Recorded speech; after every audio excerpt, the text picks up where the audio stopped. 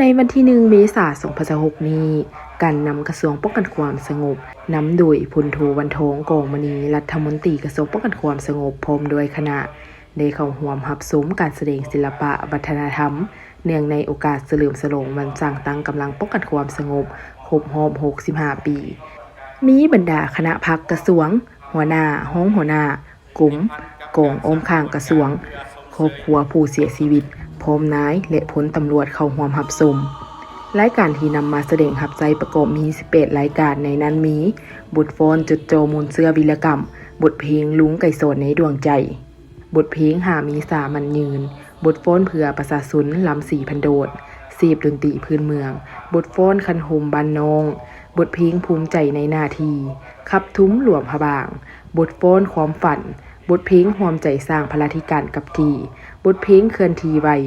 บทฟ้อนทรงอ้ายเป็นแนวหน้าบทเพลงสมเสยตำรวจลาวบทเพลงหวมใจต้านภัยยาเสพติดบทฟ้อนเผาลาวสัมพันธ์ขับเสียงขวงมวลเสื้อเติมใหญ่ขยายตัวและบทฟ้อนประจันบานแต่ละรายการเมนทรงเสียงให้หินผลงานและไสยชนะของกำลังป้องกันความสงบที่ญาติมาได้ตลอดระยะ65 ปีผ่านมาทรงเสียงให้หินถึงความสามัคคีความเสียสละความหักโหมบ้านเกิดเมืองนอนและความภาคภูมิใจที่ได้ปฏิบัติหน้าที่ก็คือการรักษาความสงบความเป็นระเบียบเรียบร้อยรับใช้สังคมข้าพเจ้าขอยังยืนพื้นอีกเทื่อนึงว่าวันที่5 เดือน 4 ปี 1961 ถึงวันที่5 เดือน 4 1926ซึ่งรวมอายุของกำลังป้องกันความสงบได้อายุ65 ปีพอดีนี่มันเป็นการยั่งยืนอย่างนักแน่นถึงประวัติการเติบใหญ่เข้มแข็งของกำลังป้องกันความสงบซึ่งในเมื่อก่อนจนถึงปัจจุบันนี้ถือว่ายั่งยืนว่าผ่านขบวนการวิวัฒน์แห่งการเติบโตขยายตัวผ่านขบวนแปรภัยแห่งการปฏิบัติก็คือขบวนการปกปักรักษามาผลของการปฏิบัติที่ว่านับมีผลสำเร็จนับมีความแข็งแกร่งขึ้นอย่างจะแจ้งและชัดเจนเนื่องในโอกาสดังกล่าวถือว่าในบนพื้นฐานได้รับการมอบหมายพวกเฮาก็ได้มีหลายขบวนการปิ่นออมโดยเฉพาะแม่นขบวนการทางลานวิชาเฉพาะพวกเฮาก็ได้ติดพันกับขบวนการเสริมขยายกำลังของพวกเฮาลงสู่หากฐานประชาชนสุขอยู่หากฐานประชาชนเฮ็ดเวียงานป้องกันศาสตร์ป้องกันความสงบติดพันกับการแก้ไขสภาพเศรษฐกิจสภาพที่มีความยุ่งยากแรกก็คือปัญหาการแก้ไขปัญหายาเสพติดได้อื่นๆซึ่งสามารถยั่งยืนได้ว่าเฮ็ดให้พื้นฐานประชาชนนี่ถือว่ามีความสงบปลอดภัยโดยพื้นฐานและขบวนการลันหนึ่งอีกพวกเฮาก็ต้องได้ยึดมั่นต่อกับขบวนการของการบรรชีวิตการเมืองปรับปรุงกำลังภายในของพวกเฮาให้มีความเข้มแข็งมีความบริสุทธิ์ปลอดใสนักแน่นนี่ก็เป็นขบวนการที่สำคัญของกำลังของพวกเฮาปัญหาที่3พวกเฮาก็ได้สร้างขบวนการแน่ใจเฮ็ดให้กระบวนการป้องกันก็คือกระบวนการลังกาวเนี่ยมีขบวนการพดพื้นเป็นต้นได้มีจัดงานการแข่งขันกีฬาและมีขบวนการเกี่ยวกับศิลปะวรรณคดีขบวนการเกี่ยวกับพัฒนาพื้นฐานสำนักงานองค์การต่างๆให้มีความสวยสดงามได้อื่นๆทั้งหมดอันนั้นก็ล้วนแล้วแต่แม่นขบวนการอย่างตั้งนาที่ในความรับผิดชอบของพวกเฮาสนับในนามส่วนตัวข้าพเจ้าในโอกาส65 ปีของวันสร้างตั้งกำลังป้องกันความสงบข้าพเจ้าขอเฮียงห้องมายังทุกสั้นคนอยู่ในทั่วสังคมของสปป.ลาวของพวกเฮาเนี่ยจงได้พร้อมกันสืบต่อสร้างความยึดมั่นในการปฏิบัติสิทธิพันธะของตนเองที่ได้กำหนดไว้อยู่ในรัฐธรรมนูญให้มีความหนักแน่นเข้มแข็งถือว่ายึดมั่นเสริมขยายความเป็นเจ้าการในการปฏิบัติกฎหมายเฮ็ดให้สังคมลาวของพวกเฮาเนี่ยก้าวสู่เป็นสังคมที่มีความเป็นระเบียบเรียบร้อยได้มีความน่าอยู่ตลอดไปและในโอกาสตอนท้ายนี้ข้าพเจ้าก็ขออวยพรมายังการนำภาครัฐและประชาชนบรรดาเผ่าตลอดพนักงานรัฐกรประชาชนทุกสันคนจงมีสุขภาพเข้มแข็งมีพลามัยสมบูรณ์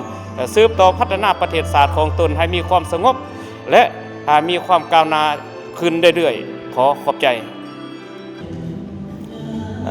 ในการกาเกียมแสดงศิลปะวัฒนธรรมเพื่อคำนำรับตอน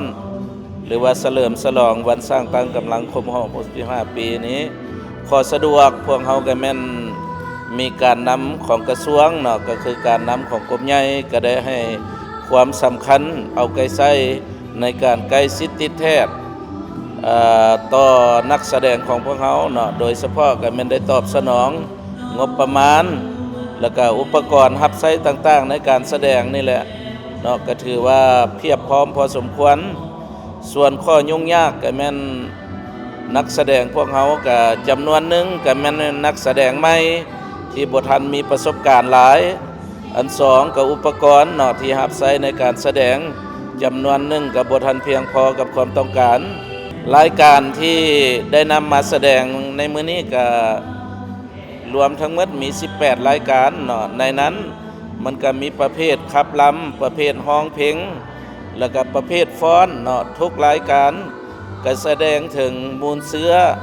อันดีงามวีรกรรมอันล้ำเลิศของกำลังป้องกันความสงบที่ได้ประกอบส่วนในการปกปักรักษาและสร้างสาพัฒนาประเทศชาติของกำลังป้องกันความสงบเนาะที่ได้ประกอบส่วนในตลอด65ปีผ่านมาเนื่องในโอกาสวันสร้างตั้งกำลังป้องกันความสงบครบรอบ65ปีขออวยพรแด่การนำภาครัฐจงมีสุขภาพแข็งแรงสืบต่อนำพาประเทศชาติให้เจริญก้าวหน้าขึ้นไปเรื่อยๆแล้วก็อวยพรแด่การนำกระทรวงป้องกันความสงบจงมีสุขภาพแข็งแรงสืบต่อพัฒนากำลังให้เติบใหญ่ทันสมัยก้าวหน้าและอวยพรแด่นายและพลตำรวจของกำลังป้องกันความสงบก็จงมีสุขภาพแข็งแรงพร้อมกันตัดสินใจเฮ็ดหน้าที่เฮ็ดสำเร็จหน้าที่การเมืองของตนขอขอบใจแม่นี่ก็เป็นแม่ผู้ที่ว่าเสียสละชีวิตเนาะลูก